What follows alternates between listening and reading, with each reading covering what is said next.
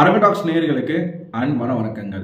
So இந்த வீடியோவில் நம்ம எதை பற்றி பேச போகிறோம் அப்படின்னு பார்த்தீங்கன்னா, பிக் பாஸ் சீசன் 9க்கான கண்டஸ்டன்ட் லிஸ்டினுடைய அப்டேட்டை பற்றி தான் பேச போகிறோம். ஸோ எல்லாருக்குமே நியூஸ் வந்திருக்கும். அக்டோபர் ஃபர்ஸ்ட் வீக் வந்து Bigg Boss season 9 Tamil Jio ஹாட்ஸ்டாரில் விஜய் டிவியில் டெலிகாஸ்ட் பண்ண போகிறாங்க அப்படிங்கிற ஒரு அஃபிஷியலான ஒரு அனௌன்ஸ்மெண்ட்டை இவர் கிருஷ்ணன்குட்டி அவர்கள் வந்து கொடுத்துருக்குறாங்க. விஜய் சேதுபதி அவர்கள் தான் ஹோஸ்டாக இந்த சீசனும் கண்டினியூ பண்ண போறாரு அப்படிங்கிற ஒரு தகவலையும் அவர் சேர்த்தே கொடுத்துருக்கிறாரு. ஸோ கண்டஸ்டன்ஸை பற்றி பெருசாக இது வரைக்கும் நமக்கு வந்து கன்ஃபார்மாக இவங்க தான் வராங்க அப்படிங்கிற ஒரு லிஸ்ட்டு கிடைக்காட்டியும் இவங்கெல்லாம் வர்றதுக்கான ஒரு 70-80% வாய்ப்புகள் இருக்குது. ஏன்னா இவங்கெல்லாம் தொடர்ச்சியாக ஆடிஷன்ஸ் அட்டன் பண்ணுறாங்க அப்படிங்கிற செய்திகள் வந்து வந்துகிட்டு இருக்கு. இன்னும் இந்த வாரம், இப்போ இது திங்கட்கிழமை, இந்த வாரம் விநாயகர் சதுர்த்தி வருது, புதன்கிழமை. அன்னைக்கு மேபி ஐலோகோ ரிலீஸ் பண்ணலாம். பிக் பாஸ் சீசன் 9க்கான ஐலோகோ வந்து ரிலீஸ் பண்ணுறதுக்கான வாய்ப்புகள் இருக்குது அப்படின்ற மாதிரியான செய்திகளும் சொல்லியிருக்காங்க.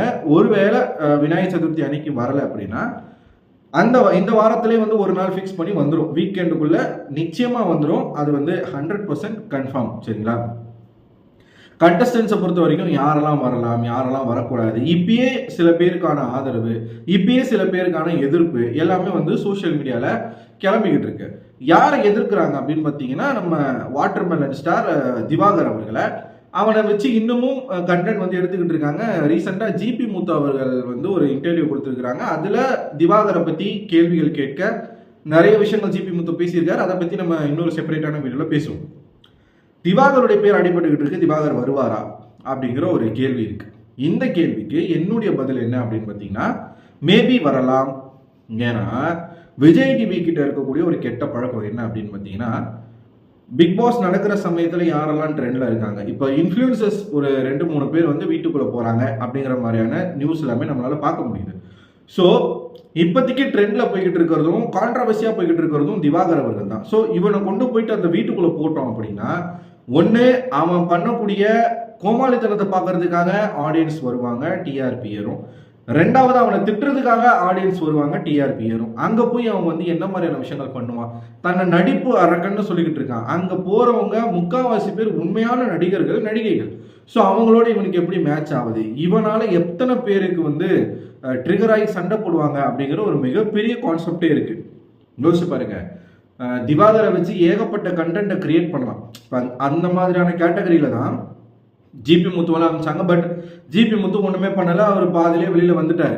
ஸோ திவாகர் அனுப்புகிறாங்க அப்படின்னா இவன் போய் விடுற பில்டப்புக்கு அங்கே இவனை கலாய்க்கும்.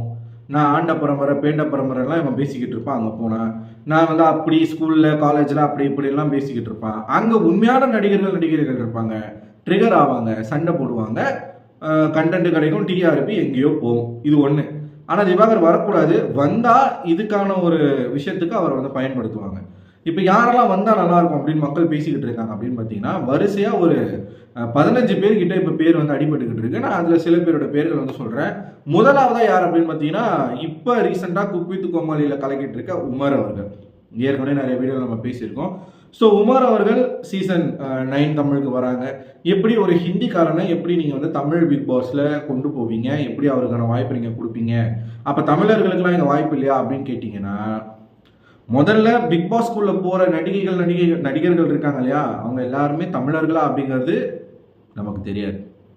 ஒருத்தர் 2 பேர் தான் மேபி வந்து தமிழ் போனாக இருப்பாங்க. மிச்சவங்க எல்லாருமே மாற்றினத்தை சேர்ந்தவர்கள் தான். எல்லாருமே நீங்கள் எடுத்து பார்த்தீங்கன்னா, இது வரைக்கும் சீசன் 9 வரப்போது 8 சீசன் நடந்திருக்குல்ல, இந்த 8 சீசனோட கண்டஸ்டன்ஸ் லிஸ்ட் எடுத்து பார்த்தீங்கன்னா மோஸ்ட்லி வேற ஸ்டேட்ல இருந்து வந்தவங்களா தான் இருப்பார்கள். தமிழர்கள் சினிமா துறையில் இருக்கிறது வந்து ரொம்ப ரொம்ப குறைவு. ஸோ அதனால நம்ம அதை வந்து இந்த பிக் பாஸ்ல எதிர்பார்க்க முடியாது. அப்படி பார்த்தோம்னா தமிழ்நாட்டை சேர்ந்த ஸ்ருத்திகா அவர்கள் வந்து ஹிந்தி பிக் பாஸ்குள்ள போயிருந்தாங்க. ஸோ அதெல்லாம் நம்ம பார்க்கணும். முதல்ல ஸ்ருத்திகா தமிழரான்னு எனக்கு தெரியாது, நான் அந்த டாபிக்குள்ளே போக விரும்பல. இந்த மாதிரியான கொஸ்டின்ஸ் வந்து வருது. ஸோ உமர் அவர்கள் ஆல்ரெடி சிடபிள்யூசியில் வந்து நிறைய ஃபேன்ஸை பிடிச்சிட்டாரு. பிக் பாஸ்குள்ளே போனால் அது வந்து ரெப்ரசன்ட் ஆகுமா அப்படின்னு கேட்டிங்கன்னா நிச்சயமாக ஆகும். நம்ம ஆடியன்ஸ்க்கு வந்து இவன் நல்லவன் கெட்டவன்லாம் தேவையில்லை. ஒருத்தனை பிடிச்சிருச்சுனாலே அவன் எப்படி இருந்தாலும் அவனை சப்போர்ட் பண்ணுவாங்க. இது வரைக்கும் பிக் பாஸ் வரலாற்றில் இதுதான் நடந்திருக்கு. ஸோ உமர் அவர்கள் என்ன பண்ணுறாருன்னு பார்ப்போம். அடுத்ததா அப்படின்னு பார்த்தீங்கன்னா, நம்ம விஜய் டிவில இருந்து பல ஆங்கர்ஸ் போயிட்டாங்க. அர்ச்சனா போயிட்டாங்க, அதுக்கப்புறம் பிரியங்கா போயிட்டாங்க. ஸோ இந்த வரிசையிலே இன்னொருத்தர் இருக்கார் ரக்ஷனுக்கான வாய்ப்புகள் உள்ள இருக்கு அப்படின்ற மாதிரி சொல்றாங்க. ரக்ஷனுக்கும் பெருசா சினிமா வாய்ப்புகள் வந்து கிடைக்கிறது இல்ல. குக் வித் கோமாளி விட்டா அவருக்கு வேற ஷோவும் கிடையாது. அதனால ரக்ஷனை தூக்கி உள்ள போடலாம் அப்படிங்கிற ஒரு ஐடியால இருக்கிறாங்க.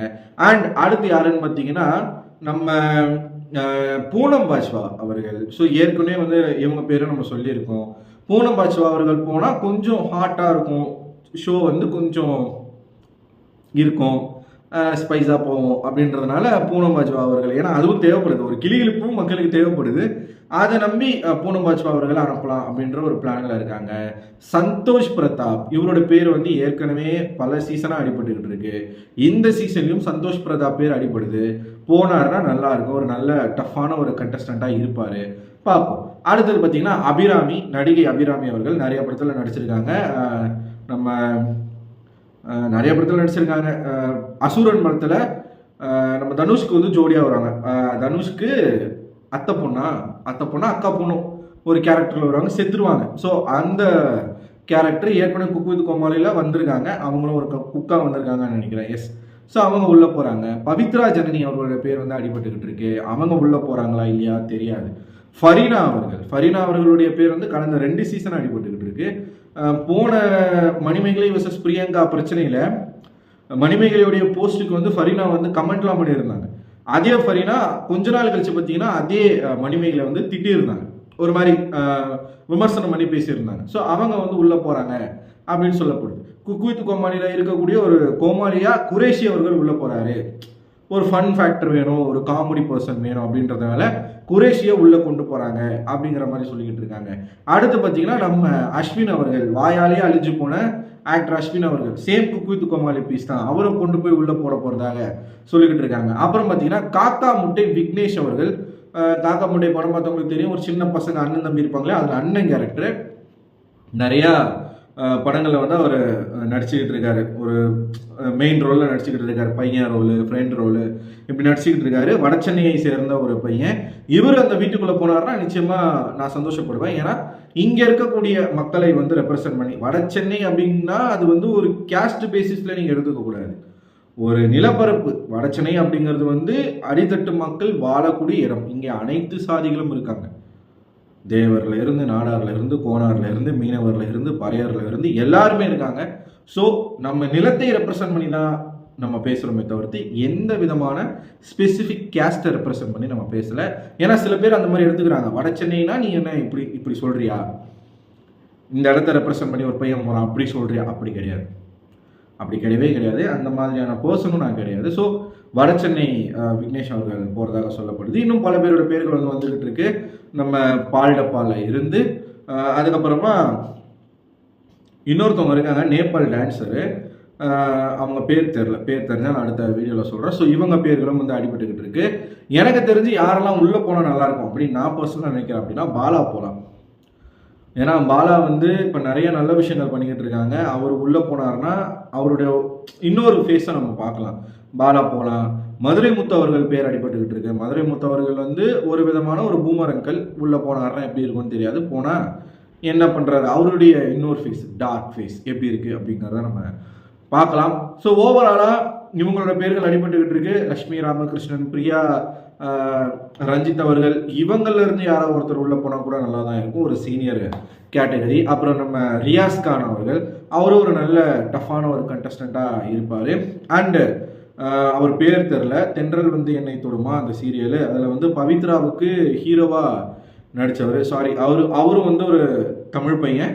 உள்ளே போனார்னா நல்லாயிருக்கும். அண்ட் என்னுடைய பர்சனல் ஃபேவரட்டாக இப்போதைக்கு வளர்ந்துக்கிட்டு இருக்கக்கூடிய நம்ம வடசென்னையை ரெப்ரசன்ட் பண்ணக்கூடிய ஒரு அப்கமிங் ஆக்டர் கௌஷிக் அவர்கள் சரண்டர் படத்தில் ஒரு முக்கியமான ஒரு ரோலை நடிச்சிருந்தாரு. அவர் வந்து இந்த பிக் பாஸ் சீசன் 9க்கு போனாலும் நல்லா இருக்கும். என்ன பண்ணுறாரு அப்படிங்கிறத பொறுத்து வந்து பார்க்கலாம். ஸோ இது வந்து நான் சொல்லிட்டேன், இந்த லிஸ்ட் எல்லாமே பேர் அடிபட்டுக்கிட்டு இருக்கு. இதில் யார் யார் போகிறாங்க அப்படிங்கிறது நமக்கு வர தெரிஞ்சிடும். அண்ட் விஜய் பார்வதி, அஃப்கோர்ஸ் விஜய் பார்வதி பேரும் அடிபட்டுக்கிட்டு இருக்கு. நல்லா தான் இருக்கும். போனாங்கன்னா நிறையா கொளுத்தி போடுவாங்க, நிறைய விஷயங்கள் வந்து அவங்களால ஆரம்பிக்கிறதுக்கு ஒரு முக்கியமான ஒரு பர்சனாக இருப்பாங்க. நீங்கள் என்ன நினைக்கிறீங்க இந்த கண்டஸ்டன்ட் லிஸ்ட்டை பார்க்கும்பொழுது? உங்களுக்கு என்ன தோணுது? And October 1st week Bigg Boss வந்து கிராண்ட் லான்ச் வந்து பண்ணுறாங்க. இந்த வாரத்தில் ஐலோகோ வரப்போகுது. என்ன மாதிரியான டிசைன் இருக்கும்னு நீங்கள் நினைக்கிறீங்க? ஏன்னா எனக்கு தெரிஞ்சு போன சீசனுடைய ஐலோகோ வந்து அந்த அளவுக்கு நல்லா இல்லை. இந்த சீசனுடைய ஐலோகோவாச்சும் நல்லா இருக்கு அப்படிங்கிறத பார்ப்போம். இந்த சீசன் எப்படி போக போகுது அப்படிங்கிறத நம்ம பொறுத்து அண்ட் ஃபைனலாக இந்த சீசன் எப்படி போக போகுது அப்படிங்கிறத நம்ம பொறுத்து பார்க்கலாம். ஸோ இந்த வீடியோ உங்களுக்கு பிடிச்சிருந்தா மறக்காமல் லைக் பண்ணிடுங்க. ஏன்னா நீங்கள் லைக் பண்ணால் மட்டும்தான் நம்மளுடைய வீடியோ வந்து பல பேருக்கும் ரெக்கமெண்ட் ஆகும். ஸோ லைக் பண்ணாதவங்க தயவுசெய்து லைக் பண்ணுங்கள். உங்ககிட்ட நான் ஒரு ரெக்வஸ்ட்டாக கேட்குறேன், லைக் பண்ணிட்டு பாருங்கள் அண்ட் சப்ஸ்கிரைப் பண்ணிடுங்க. நம்மளுடைய சப்ஸ்கிரைபர் கவுண்ட் இந்த சீசனில் அதிகமாக ஆகணும். ஸோ நம்ம நிறைய அதுக்கான எஃபர்ட் போட போகிறோம். அதுக்கான ஒரு பலனாக நீங்கள் மறக்காமல் இந்த வீடியோவை லைக் பண்ணுங்கள், சப்ஸ்கிரைப் பண்ணுங்கள், உங்களுடைய நண்பர்களுக்கும் ஷேர் பண்ணுங்கள். அடுத்த ஒரு வீடியோவில் உங்களுக்கு சந்திக்கிறேன். அதுவரை உங்களுக்கு விடைபெறுவது நான் அரவிந்தன்.